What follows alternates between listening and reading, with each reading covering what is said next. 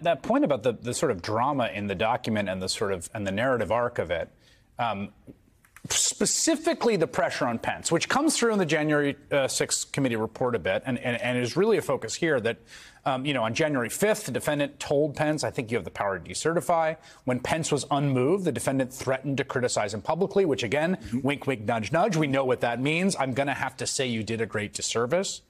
And then this timing with it's possible, again, it's easy to lose track of what has been entered into the public record and what hasn't, Rachel, but this timing of that tweet, and we played you, I think that's Nick Fuentes, the notorious Nazi who dined with the president in the Bullhorn, reading out about Pence not doing what he's called to do. At 2:24 p.m., Trump was alone in the dining room when he issued a tweet attacking Pence and fueling the ongoing riot. Mike Pence didn't have the courage to do what should have been done to protect our country and our Constitution, giving states a chance to certify a corrected set of facts, not the fraudulent or inaccurate ones, which they were asked to previously certify. USA demands the truth. And then, Jack Smith writes, 1 minute later, at 2:25 p.m., the Secret Service was forced to evacuate Pence to a secure location. Rachel, it doesn't quite say cause and effect, but it just lays the cause and the effect right there next to each other in adjacent sentences. There's so much detail that they are presenting about that tweet and the context of it. They go to great lengths in great detail to explain that Trump was alone in the dining room off the Oval Office when he sent it. They go to great lengths to say that, yes, there was another staffer who did have was sort of cleared to tweet in Trump's name, but he did not do that tweet. They go to great lengths to show that at the time that Trump sent that tweet, while he was alone and nobody else was there, it was definitely him who did it. He was both watching Fox News, which had already reported at that point and was continually reporting that the Capitol had been breached, that the rioters had made their way inside Congress where Mike Pence was. He was also watching Twitter where it was being reported in real time. I mean, they are saying, they go through all of those details like it was him and this is what he knew when he did it. And then they establish, some of the other things that he tweeted around the election and around January 6th, arguably under the Supreme Court's rules around these things could be construed as official actions. When he did send statements in a sort of milquetoast way that said people should go home in peace and love, that was a kind of presidential thing to do. He was acting on the institutional interest of the U.S. government. Presidential-ish. But when he said Mike Pence... Yes, but when he said Mike Pence didn't have the courage to do what needed to be done, there's nothing presidential about it. There is no way that this could be construed as doing anything other than advancing his personal, private, criminal interest in that moment. They just cover every single angle of it in a way that it just feels like a straitjacket. There's also something, I mean, you made this mention before, Rachel, I mean, and we were sitting together, Lawrence, on the day of that immunity, both oral arguments and decision. This effort basically, a largely successful effort in certain ways, aided by the Supreme Court, right, to make all this just disappear down the memory hole. Right? As we sit here 34 days from an election in which we all know, everyone who covers this, everyone in politics, Democrat, Republican, across the ideological spectrum, understands that he's going to try to do the same thing again. That's obviously a certainty, right?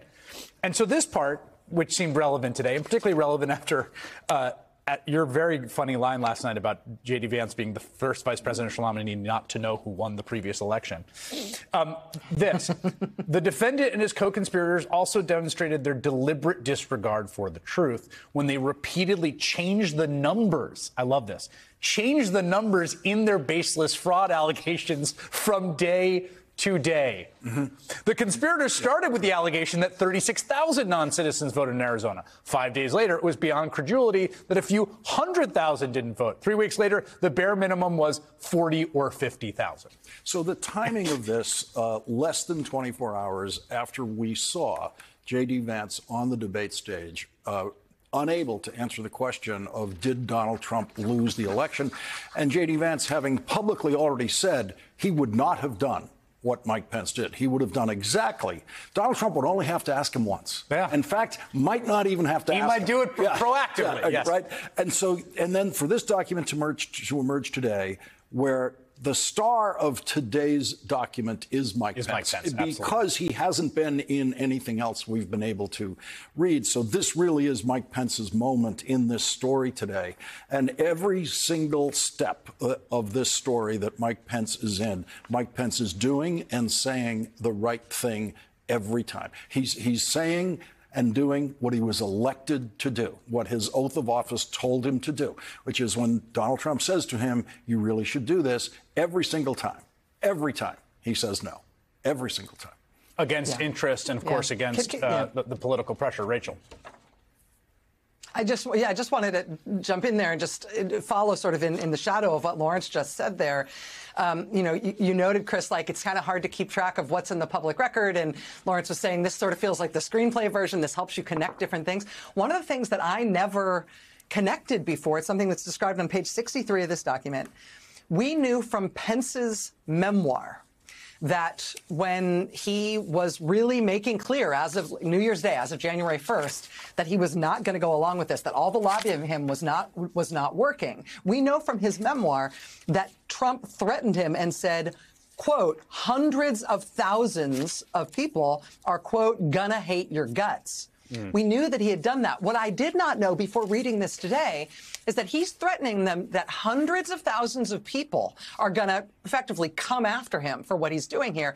And then immediately after he says that to Pence, immediately afterwards, he tweets a reminder to all of his supporters to make sure you're going to be in Washington, D.C. on January 6th. I mean, when he makes that threat to Pence, he's already announced, we'll be wild. Everybody come for January 6th. He tells him hundreds of thousands of people are going to come for you. And then he hits a reminder in Twitter telling people that they need to show up so that he can make good on the threat. It is just wielding the promise of an angry mob as a deliberate threat and as one that he is planning to make good on. And I've never seen it laid out that way before, even though I knew the individual pieces of it. And it just sent a chill down my spine. Yeah, and Rachel, that dialogue that you've pointed out there's a key line at the end which would play to a jury so perfectly. When Donald Trump is saying to Mike Pence, you really got to do this, Pence saying he's not going to do it, and then he's telling Pence, people are going to be very disappointed in you. His last line to Mike Pence is, you're too honest. That tells you what Donald Trump thinks the truth is. Yes. That Mike Pence is actually telling the truth. You're too honest, Mike Pence. Yes, you're too honest being an admission of guilt. So state of mind for Donald Trump exists throughout the document, including in the present, in those moments, you're too honest. But they carry the state of mind proof years after the fact, right up to 2023, right up to last year, where they're quoting Donald Trump, praising the people who attacked the Capitol, calling them martyrs, calling them heroes, calling them patriots, raising money. It specifies that he raises money for them, that he praises them at his campaign events, that he plays their song at the campaign events. That's all goes into Donald Trump's mind about what he was actually doing and how willful it was. One of the things that shows up here, Rachel, to what you just said, Lawrence, about all the stuff he's done subsequently about these folks who are his people. I mean, from signing the backpack of the woman who came to the event, to the J6 choir creepy song being played at the rally, to the promises of pardons, which essentially none of that is explicitly that stuff criminal activity, and Smith isn't alleging it is, but to show it's essentially a continuation of of what was happening in the run-up and the aftermath. Yeah, and page 100, you've heard today it's a 165-page document. There's a whole lot of stuff that is still redacted that we haven't seen at all, appendices to this document, which may yet be released, and who knows when that will be. But towards the very end of this 165-page document, page 162 and 163, they explicitly say that his post-presidential statements go to explain his intent, his endorsements of the violent actions of his supporters in an ongoing way, and the promises of pardons, and lionizing them, and celebrating them, and justifying it. Those things may be distasteful but not criminal, unless it is being used as part of the criminal case against you, because it shows that you were encouraging their actions, believed in their actions, and were on their side and trying to use them as a lever in your personal crimes.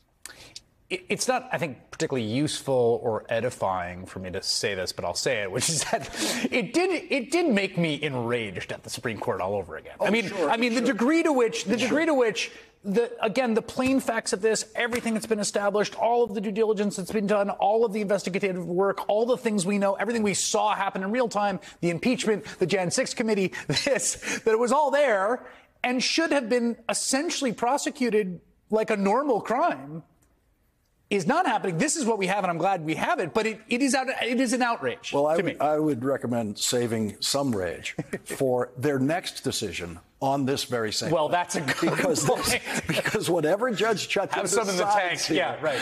The Trump side is going to appeal her decision on this. It's going to go to the appeals court. The appeals court is going to rule however they rule, and then it's going to go to the Supreme Court. And so they're going to have Supreme Court's going to get another look at this, at the way Jack Smith has presented this evidence.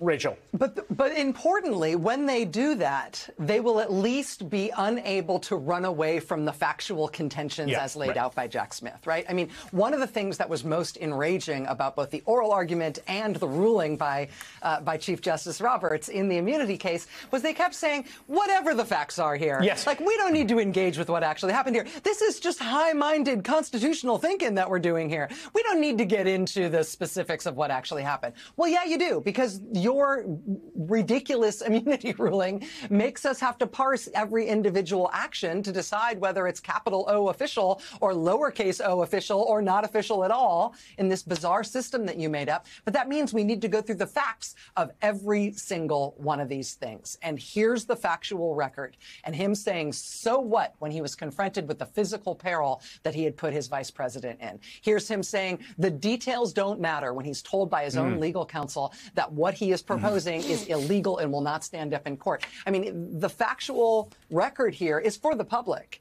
but it's also to, I think, ultimately embarrass those justices if they want to keep this charade going through another round of appeals.